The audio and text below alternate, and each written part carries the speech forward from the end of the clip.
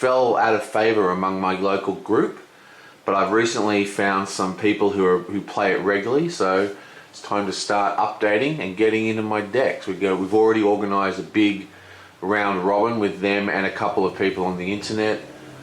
So we're gonna all play together, and then we're gonna have a big finals where we're all gonna meet up in a hotel, hang out, have dinner, and have the finals. So it's gonna be very, very fun. And we've decided that it's legal to the end of the current cycle, which is in print now, which is the next cycle after this. So it includes the Tyranid pack and the next cycle. So it's time to start updating my cards and building new decks. Let's see what we've got. So here we are. We're looking at the hero here. Now remember, the IDs in this game, it's very, very similar. It's like a cross between Netrunner and Star Wars, okay? So you have the ID card, which is this. This is the Warlord. But unlike Netrunner, because like, you know how in Netrunner that kind of dictates your entire deck design? Well, it's even stronger in this game, because not only is there the Warlord, but he has a whole bunch of cards that make up like a personalized squad. And those cards can only be used with this Warlord. Like if you don't have this card, then you can't use those cards in any other deck. So the core base of your deck design is kind of dictated by your Warlord, even more so than in Netrunner.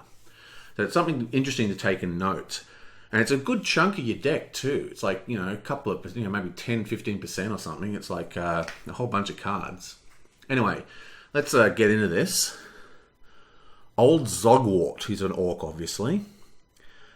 After this Warlord commits to a planet or is declared as an attacker, put a Snotling token into play at this planet. Whoa. Forced reaction. After the combat phase ends, beg your pardon, destroy each Slotling token you control. Interesting. And on his bloodied side, remember if he takes damage over 7, that's his health, then he flips over and he loses his ability. Oh, look at this. He's actually still got a forced reaction. That's unusual. It's the same deal. After the combat phase ends, destroy each Slotling token in play. Okay, so token generation, as everybody who plays card games knows, is ridiculously strong because, well, it's really about board space. It's about the situation getting out of hand for the other player. You just constantly are building and building and building, usually for free, usually bypassing some form of resourcing. And that is the way most token decks work, and they're always strong. There is actually a token deck in this particular game for Dark Elf, which is bonkersly powerful. And the way it works is that every single turn, just more tokens, more tokens, more tokens. Now, this game does have a hard limit to the token value. I can't remember what it is off the top of my head. I think it's like 10 or 15 cards or something like that. But basically, you can't have infinite tokens. So you can't get, like infinite fairies, like that deck in Magic the Gathering. You can't get that kind of thing happening. But it's still a very strong effect. But this particular card is interesting because at the end of the combat phase, all your tokens are destroyed. So if you don't utilize those Snotlings for something cool, then they're lost. So all that effort into generating, and there'll be all sorts of ways, I'm sure, that'll generate tokens besides his ability. And his ability is very strong. He gets a token when he commits to a planet, and he gets a token every time he taps to attack. So basically, you're going to be assured of two Snotlings per round, but you could probably get tons. My point is that those Snotlings can't carry into the next turn. So your board state is never going to improve. And if you don't take advantage of those Snotlings right at the start, like during that turn, they're lost. And there could be a lot of cards in your deck dedicated to Snotling generation. And if you don't use them properly, then it's going to the deck is going to fail. And I think the upshot of that is that Zogwort is going to become a hyper-aggressive deck. Because it's going to want to get in there, do huge amounts of damage, and then before all the Snotlings are removed. I'm expecting to see maybe sacrifice effects as well, like effects kind of like you have on the Cultists, where you kill your own Snotlings to power other things. I will probably see that as well, because there has to be ways to take advantage of this high snotling count beyond just normal attack. Because, you know, I mean, if you're going for that, you may as well just play Kith, because that's what Kith is about. But Kith doesn't have the disadvantage of losing everything. This one does generate more, though. Anyway, so let's see what comes in his actual personalized squad. So this is his personal squad. My phone just beeped at me. Hang on, I've got to check it. Back, where was I? Okay, Zogwort, Ruthenders, whatever. Runtherders, there we are. Zogwort Runtherders, excellent.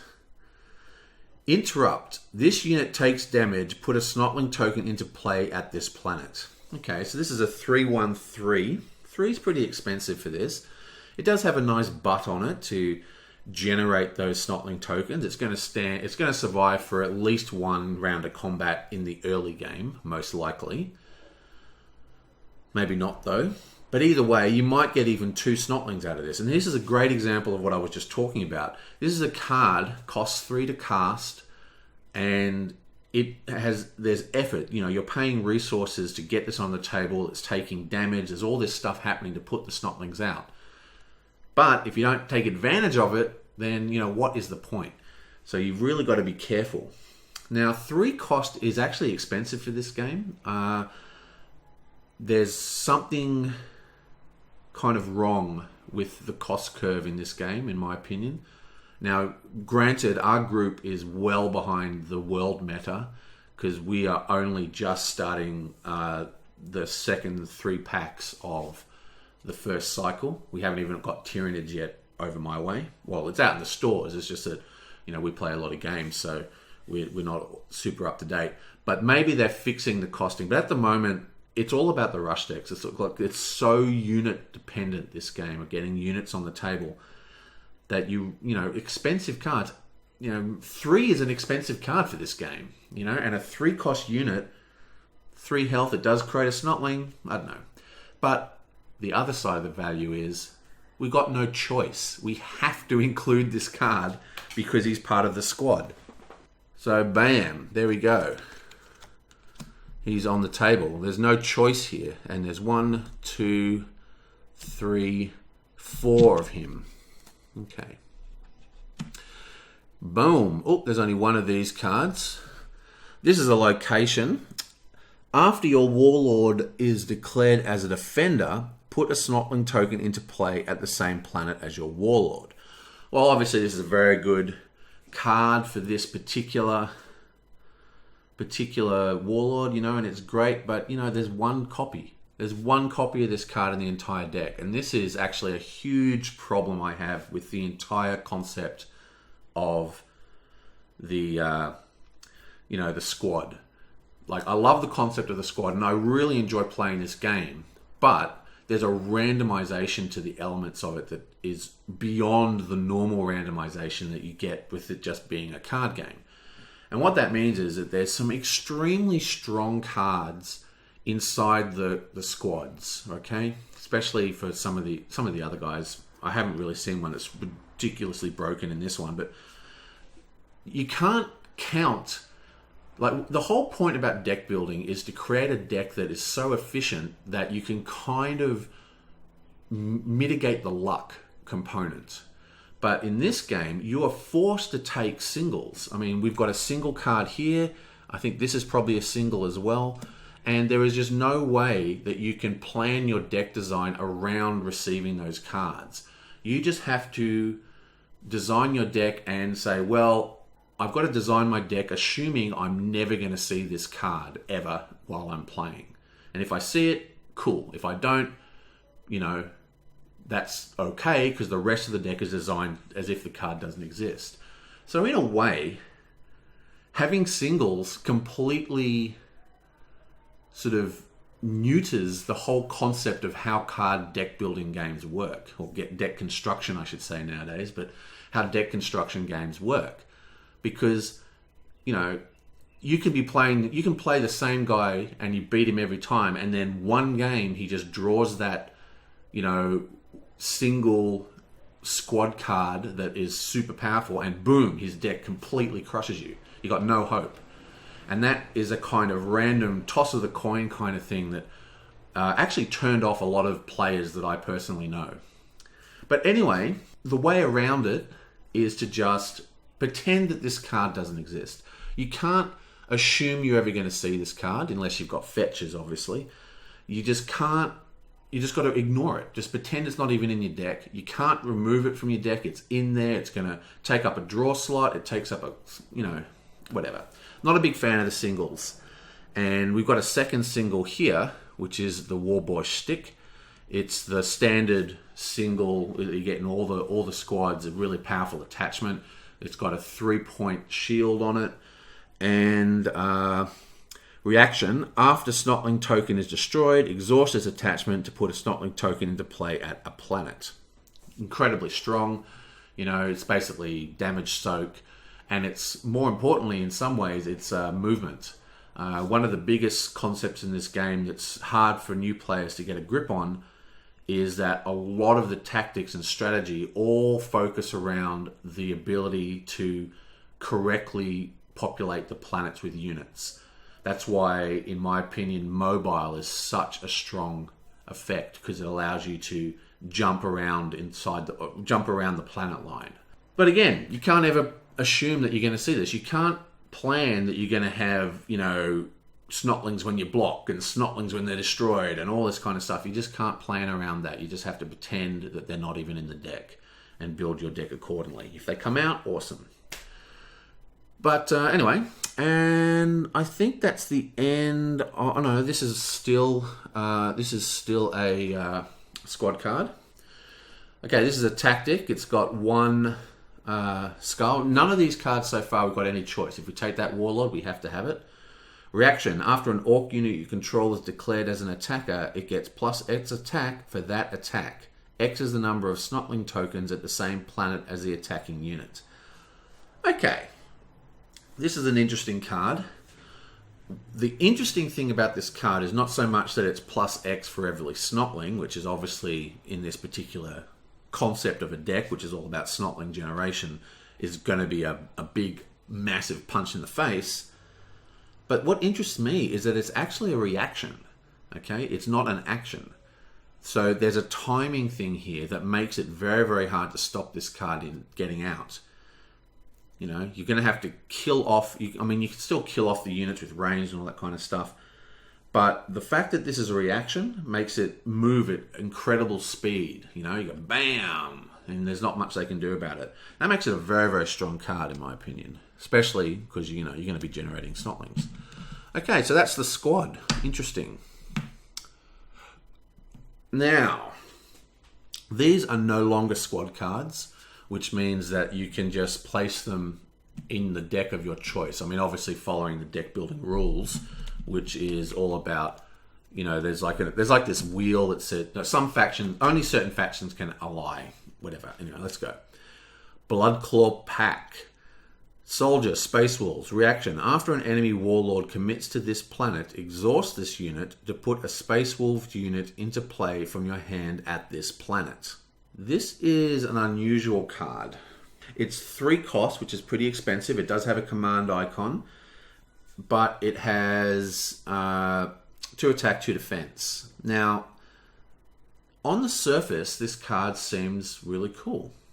It costs 3 which is quite expensive. You play it at your planet, then you commit your Warlord to your planet, you tap it, out comes another unit. Possibly a 6 cost unit. Who cares? All it needs to be is a Space Wolves. Now, I'm not legit enough at this game to know off the top of my head all the different Space Wolf cards. Maybe this card's going to get more powerful as more high-cost Space Wolves get released. But the big problem with this card is that you have to tap it. So let's just think about the order of the way things happen here. You have to tap the guy, right, during the Warlord commit, okay? So for starters, he has to be at an external planet, okay? He can't be at the first planet.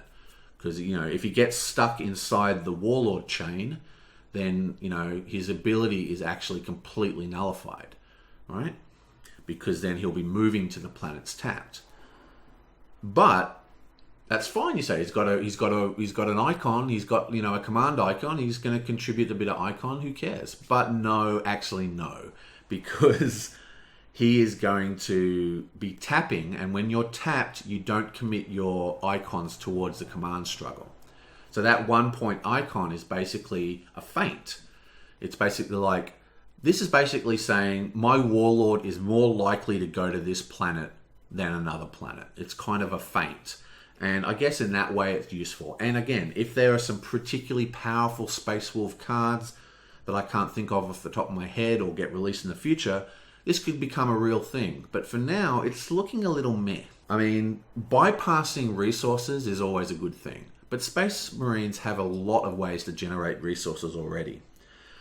I still think this is a card that could be really good, but I think in some ways, I don't know. It's at the moment, at least, I'm not particularly impressed with it. Now let's see we've got next though. Ooh, Rally the Charge. Okay, this is an event. It's another tactic. Action. Until the end of the phase, a target Space Marine unit you control at a planet with your Warlord gets 2 attack for each command icon it has. Okay, well, that's pretty cool. I mean, command icons... The thing about command icons is that they're usually not at the first planet, so it's not going to help you win the game so much. I mean, it will help you destroy their resources and their card draw, which is a huge thing because you're going to be, pumping it out. Remember, when a Warlord's committed at a planet, it overrides all command icons unless there's 2 Warlords at the planet. Which is one of the reasons why tapping this guy for his icon is not going to be that much of a hassle.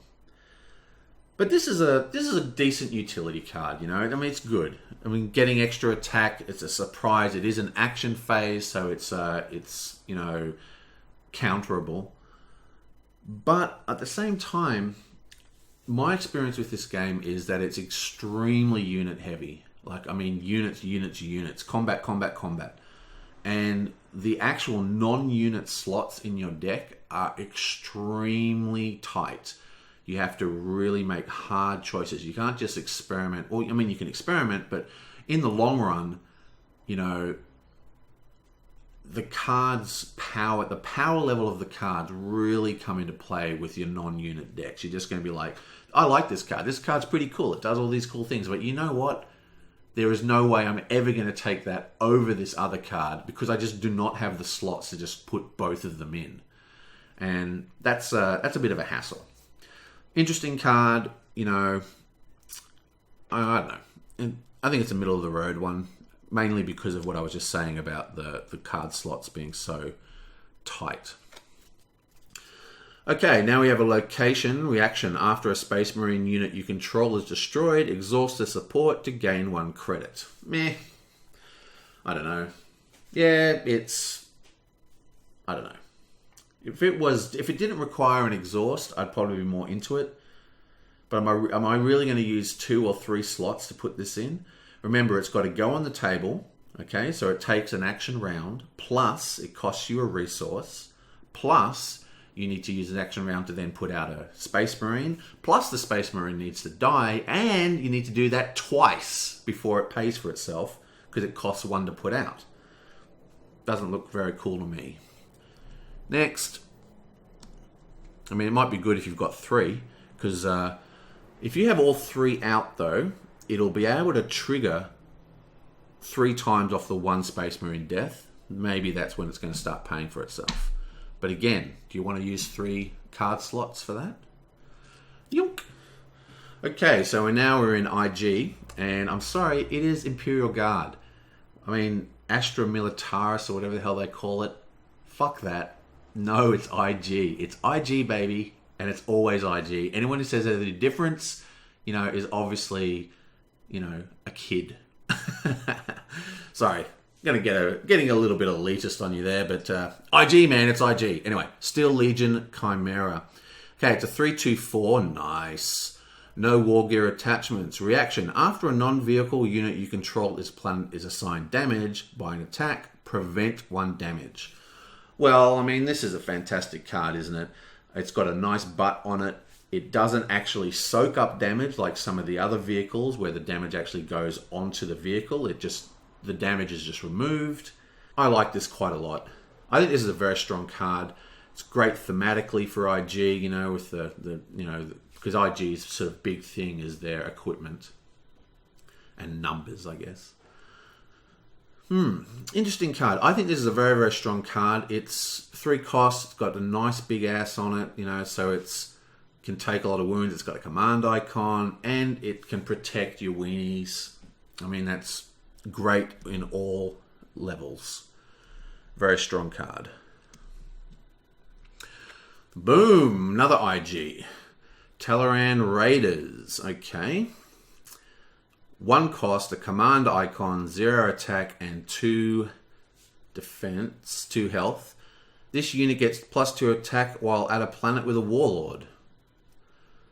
Wow. Okay, this is an extremely strong card as well. I mean, look at the efficiency of this. 1 cost, it's got a command icon, most likely will have 2 attack and 2 health.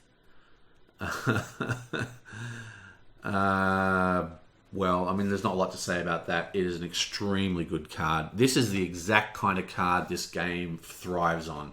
Like I was saying, the resource engine in this game is very tight. The cost curves haven't been, fixed in my opinion yet. Maybe they are working on it, I'm sure. But at the moment, the cost curve is a little bit wonky, meaning that lower cost units are far more valuable even though they're less powerful because, having lots of them on the table beats having one big one every single time. And this is just the model card. I mean, this could be the most efficient costing weenie card in the game. I don't know. I mean, it's definitely one of the most powerful I've seen. That's a fantastic card. And if you're running IG, you are probably running this guy. Okay, now another location. Exhaust is support to deploy a unit with printed cost 2 or lower at a planet. Nice. Again, IG is it has a lot of good weenies. It has a lot of expensive tanks and stuff.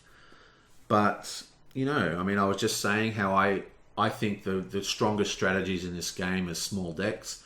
There is a big increase in area effect damage and, non-directed damage coming out of Nurgle and stuff like that, which is putting the hurt onto token generation and weenie decks, which is a great thing because, like I said, they're trying to modify the cost curves.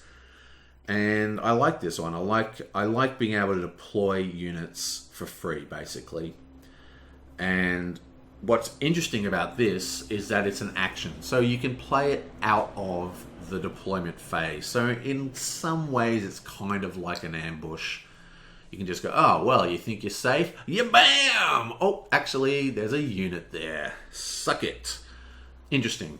Now, because it is deployed at a planet, one of the cool things about this that is extra cool is that you can deploy it where the Warlord goes. Because you get the Warlord chain, right? Where all the cards are caught up with the Warlord. And wherever he moves, like a massive tapped units come with him.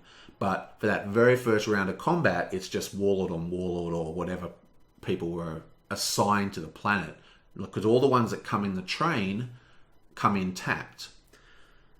This card allows you to look at the situation, tap it, and bam, you've got an untapped unit deployed at the planet with the Warlord, ready for that first round of combat. And that is a fantastic way to get damage upon your opponent. I actually quite like this card. I think this card is a lot stronger than I thought at first glance, just because of the action deployment. It's not done during the deployment step. Okay, the Plague Beast. Nice. Nurgle, a Nurgle card. Oh, look at that art, man. Oh, check that out. Chaos Rule.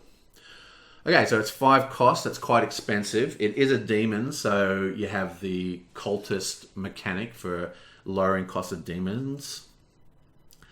It's a 3/5. Nice big butt on him. Nice attack. Force reaction. After the combat phase begins, deal 1 damage to each unit at this planet. Interesting. So this is another plague guy. Interesting. You know, this is a very interesting card. Forced reaction after the combat phase begins. It beats mobile. It beats all action phases. I mean, this is a very hard damage to deal with. I mean, how do you stop this guy? You know, you can't really unless you can kill him inside the deployment step. I mean, this is a very, very strong card. Wow. Or the command thing. Yeah, man, this is a very, very strong card. 5 is very hard to get out though. It's hard to get the chaos decks working, especially if you're, pounded down by a rush deck. It can be really hard to get up to have all the cards you need.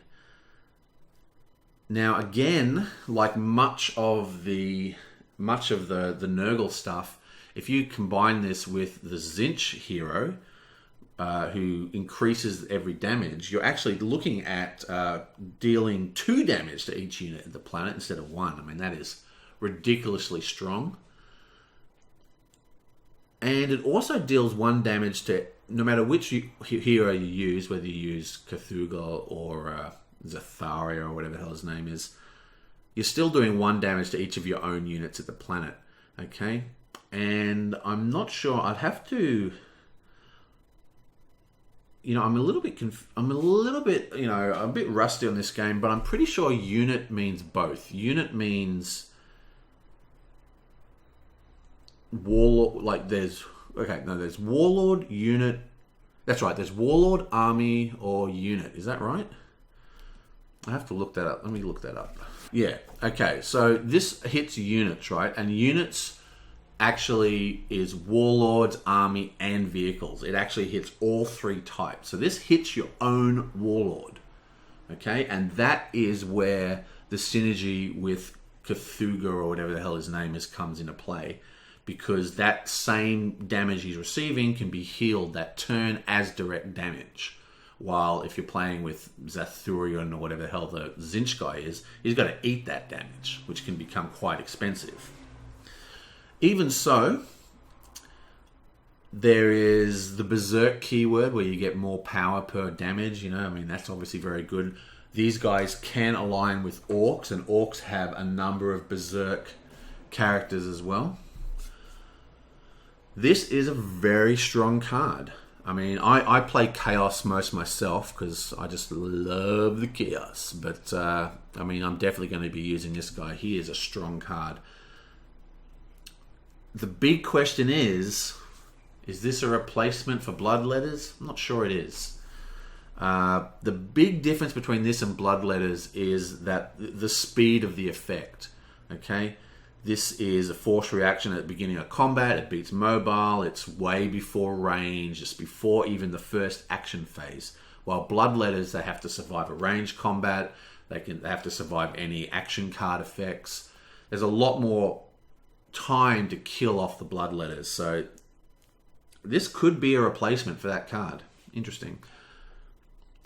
You just have to work out, you have to design your deck to deal with that 1 damage. And of course, if you're using Cthulhu or whatever the hell that Chaos Nurgle Lord is, you're healing that same damage. Interesting. Okay, Doombolt. Doombolt. Quick, let's play Dawn of War 2 Sorcerer. Okay. Deploy action. Deal X damage to a target enemy army unit. X is the amount of damage on that unit. Okay, so this can only hit the army units. Okay, I mean, I like this guy. I like this one as well. This is basically a double or nothing. Okay, it's kind of like brutal. The brutal keyword. Basically, whatever damage it has, it just doubles that damage. And I think that's a very cool effect. One of the big things about this card, this game, beg your pardon, is because of the shielding effect. Like, see, this card actually has 1 shield. That means you can discard this card. Everything else is just, you don't, even the cost you don't care about. All the effect is taken away. But for every shield, every skull here, you reduce the damage you receive from that source by 1 point. And the upshot of that is that you often, you go, "Whoa, I'm going to kill that guy." Oh, he's got 1 more hit point left or 2 hit points left because they've shielded him somehow. But this card basically is like a way to negate shields. You know, you can just go, well, so you shielded. Actually, you bam, double that damage, biatch. Yeah, I love it. Woohoo, chaos. I love chaos. Yeah, that's a good card. But, you know, like I said before, the slots for non-units are really tight. Okay. Blight Grenades. Oh, another Nurgle. It's a War Gear. Oh, God. Wow. 40k. 40k art, baby. Attached to Nurgle army unit only. Combat action. Sacrifice this attachment to give attached area effect 2 until the end of the combat round. I said, that's a big meh for me. I'm not a big believer in transient effects, which is probably why at first glance, I mean, maybe the rush deck nature, you know, like the really aggressive nature of this Warlord will make him powerful. Like, I think he's deceptively strong, but the kind of decks I like to play are about increasing your board space. I prefer cards that are additive. Every single card makes you powerful, more and more powerful. This card is basically like... It's basically like a one-off. It's like an event, you know what I mean? Like you do it and then it's gone, and then it actually reduces the threat of your deck. If you have this card on someone, he becomes a big threat, you know? Like if he's parked at a planet, if you've got a Nurgle unit parked at a planet, he's got this card running, you know, there's some real effort here. You have to decide whether I want to fight this guy because of all the area damage he is possible to inflict. But as soon as you use it, not only is the power level of the card dropped, but your entire board state is lowered as well. And I'm not a big fan of cards that work in that way. Interesting. I do love the art on that one, though. You can tell that I love Chaos. I mean, I'm getting so excited looking at the Chaos cards. Okay, let's go, Pink Brothers. The Blood Reavers. Okay, it's a 2/2/2 with a command icon. That's nice. No war gear. This unit gets +2 attack while it's at a planet with a Warlord. This is a very standard effect with all units. And this is a good example of why I think this location is very, very good. Okay, so it's plus. You can just deploy a +2 cost unit, right? Because here we have a 2 cost unit. I mean, obviously, you know, this is an IG, but it's a 2 cost unit. It comes in at 2 attack. It gets 4 attack if it's with the Warlord, right? But the problem is, you're going to be deploying this with the Warlord, which means after its first kind of use, it's basically attached to the Warlord. You know, it's part of the Warlord's train. Which means that for the whole game, basically, whenever the Warlord goes somewhere, this guy's going to come in tapped. Which means that the effect, the +2 effect, is negated for that first round of combat. Okay, so the real power of this card is to play him deployed at the planet and then have the Warlord go to the planet where he's already untapped. That is the big threat. So that's why that location is so strong, because you can just bounce out 2 cost cards for IG. And pretty much every single faction has these +2 attack while with Warlord cards. And I mean, they're interesting. What I've actually found is one of the major uses for these cards is not really the +2 attack. It's the threat of the +2 attack. I've actually seen many players choose to kill these cards off before they get a chance to untap. You know, just to remove that +4 attack. Cheap +4 attack. Still, that being said, if you get them in your opening hand, or you get them, you know, when they first come to the table, they're very, very strong because, you know, they're not going to be tapped. Interesting card. I mean, it's hard to get excited over that card because it's literally every single faction already has one of those cards. So you've seen it all before. Next. Okay.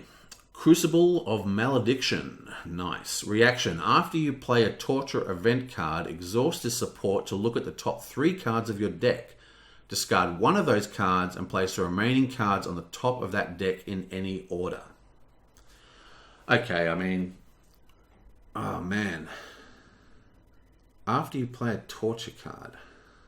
This is a very interesting card.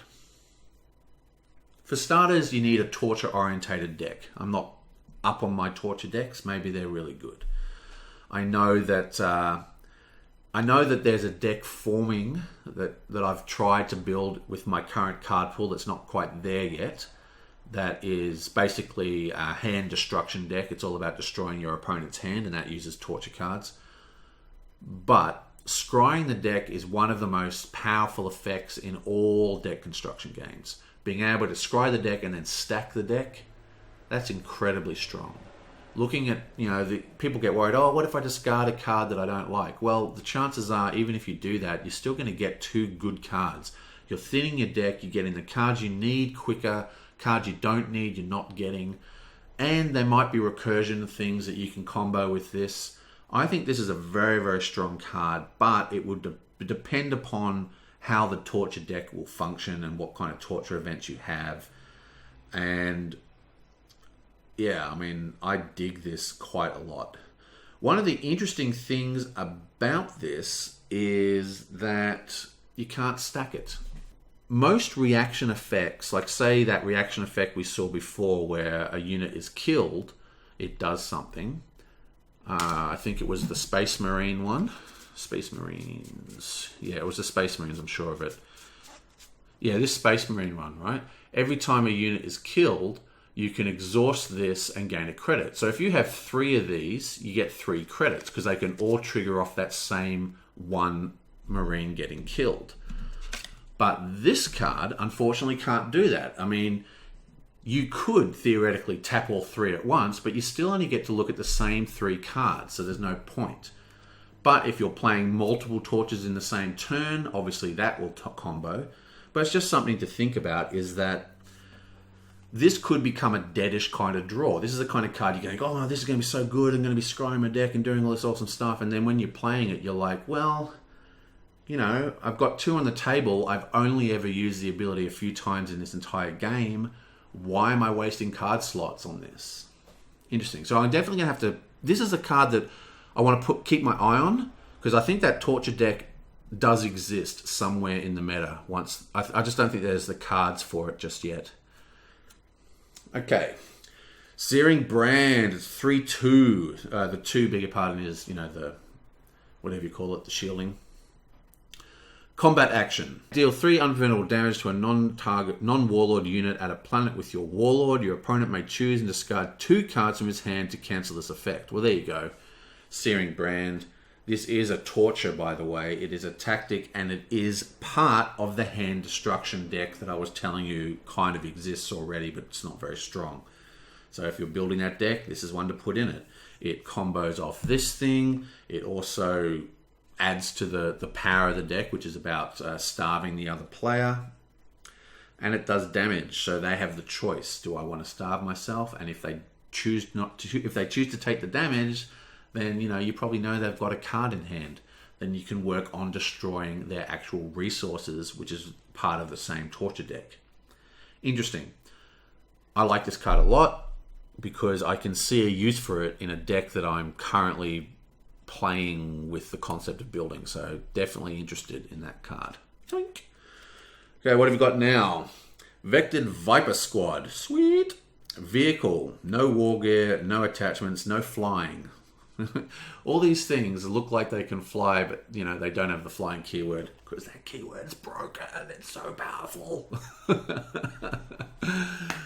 Okay, 4 cost. My God, this better be good. A unit gains mobile while it's undamaged. Wow. Okay. Meh. 4 cost is quite expensive. A 3/3 mobile is very strong, and mobile, as I've said a couple of times, is probably one of the most powerful effects in the game for my money, because one of the biggest things in this game is organizing where you're going to deploy your units to. How am I going to deploy my units, you know? And having mobile and some of the other effects that allow you to move your units around the planets is ridiculously powerful, because it lessens the complexity of those choices, and it also lessens the permanency of those choices. Like those kind of choices like, oh, I've gone to that planet, now he's stuck there. Oh, damn, I wish I moved him somewhere else. You know, now it affects the whole way my game goes. But with mobile, you go, oh, actually, I'll just move him over here. Bam. Actually, boom. You know, I don't know. Mobile's very strong, but 4 cost, and I don't like the fact that mobile can be taken away from this unit so quickly. All you got to do is 1 damage, which, you know, it's not hard because there's no defense in this system, in this game. Yeah, that's a meh. I do love mobile though.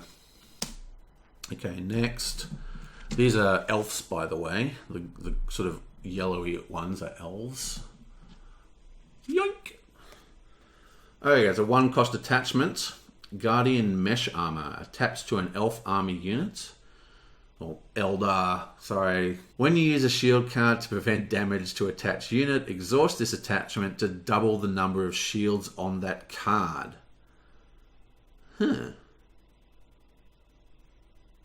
I love this card. Can obviously be completely negated by Armor Bane, but I mean, this is a good card. It's only 1 cost. It's an interrupt. It does take an exhaust on the attachment, but it's all right. It's not unique. You can have multiple versions of it. I mean, this is a very, very good card. Wow. Because shielding, as I've said, you know, like this one here actually has 1 shield. So if you discard that, you can prevent 1 damage. With this card out, you can prevent 2 damage. There are many cards that have 2 damage that can prevent 4 damage. You've got even special attachments that do 3 damage, which you can prevent 6 damage. That seems extremely strong. Love it. Very, very cool, but I don't really play Eldar much. I mean, come on. They're space elves. Who cares? No one cares about Eldar. Okay. XV88 Broadside. It's another big mech monster. Whoa, look at this sucker. 6 cost. 4/6 with 3 command icons. Bam! And it's elite. This unit gains air effect 2 while it has 1 or more attachments. Oh my god. Okay, well this guy is a beast. An absolute beast. I mean, the 6 cost is the problem here. There is a Tau leader, which actually can play attachments completely for free. So getting attachments on this guy is no problem for Tau. But yeah, I mean, 4 attack, area effect 2. Interesting. 4 attack, I don't know. This is an interesting one.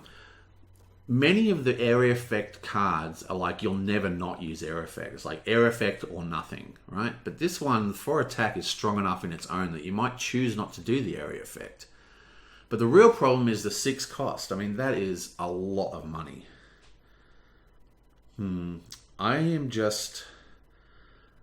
I want to use cards like this. You know, this is the kind of card, and some of the demons in Chaos, I just want to use them so badly, but the game just can't support them. Like, the game is too fast and too aggressive at the moment anyway to be able to support these high cost cards, because by the time, like, if you play this, it might be the only card you play that entire turn. So you put down 1 card, oh, it's a powerful card, but when you have to be attacked 3 times before, you know, so you know, they put out 4 cards, they attack with 1, you attack back and kill it, but it's only a 1 cost light card, and then they go bang, bang, bang, and hit you like 3 times and you're dead, and your big, massive, you know, unit that you spent all this effort putting on the table is gone the turn it comes out, and they end up with a whole bunch of cards on the table and you got none. Seriously, why ever use expensive cards? I don't know. So this would need... I'd need some serious cost reduction or some way to sneak this guy out or something to get this card working the way I'd like it. Now, he can combo with Space Marines, and there is a resource gen deck using Calto and Space Marines, which is kind of bonkers. But even so, 6 cost. You know, wow, it's expensive. Okay, 1 cost. That's more my style. Yoink. Okay, tense negotiations. Okay, tactic. Exhaust your Warlord to trigger the battle ability at the same planet as your Warlord. Meh, I don't know. Battle abilities are obviously strong. The battle abilities can be very powerful, especially if you get the planet, which is like trigger any other planet. But at the same time, exhausting your Warlord, I mean, that is an expensive thing, you know. Then again, often your Warlord's going to be at a planet by himself. You know, he goes somewhere, the other Warlord doesn't go there, so who cares? Especially if the other guy hasn't got units there. Even so, this is a big meh for me. Not sure I like this card. I mean, it could be good, but I don't know. I mean, the other problem with this card is that it requires, like, you know, it triggers off a random event, basically. And the random event is what battle planets are going to be out. What if you don't have a planet that you want to trigger? And it's a dead card in your hand. Okay. Heavy marker drone. It's a 1/2 defense, or 2 shield or whatever. Attached to enemy units. Ooh, enemy army unit. Double the damage dealt to attacking unit. Love it. I love it. I actually am a big fan of the attachment recursion deck, which Tau can produce. It's still, like a lot of the decks for my meta, because I'm a bit behind, it's still developing. But I am absolutely certain that the recursion attachment deck is going to be a killer eventually. And this is a great card. You know, it costs nothing to put out. And even if you don't have the ability, it's only 1 to put out if you want to use his ability to put some other attachment out. Doubles damage, which is, you know, very, very hard to deal with. Awesome. I love it. Very cool card. And that is it. Bam! Wow, that is a pretty damn good set of cards. There's some excellent cards in here. I really like this one. This attachment here that doubles your shielding. Fantastic. It's a big meh. I am very interested in these 6 cards here, which contribute to the Torture deck. The Torture deck doesn't really exist yet for me, but I have a feeling that it could exist at some point. Don't like that very much. Doombolt. You can't go wrong with Doombolt. Come on. Why am I missing a card? Yeah. Can't go wrong with Doombolt. This guy here is bonkers. Like, could be the strongest card in the deck. The 5 cost has me worried though, but then again, Chaos is used to paying for expensive cards. Interesting. Definitely gonna have to play with this guy. It's got that Nurgle thing where everyone instantly goes, oh, use it with the Zinch hero because you get that plus extra damage, which is ridiculously strong for sure, but at the same time, you're soaking up damage on your Warlord, while the Plague Father can actually take that damage and discard it as direct damage. So he doesn't get weaker with this guy out, which is fantastic. That's actually better than using the Zinch guy, in my opinion. Okay, this guy I've talked about a whole heap. This is a great attachment. Getting those cards out where your Warlord is for that initial combat. Awesome. This card here is probably the best in the pack. I mean, the efficiency of this card is off the chain. Wow. The command icon is what just puts it over the edge. Wow. That is awesome. I love this card as well. IG did very, very well. 3 excellent cards in IG. Look at that. That's a top card. Yeah, that's a big meh. Meh. I don't know. What one was this one again? Oh yeah, that's the +2 attack to things.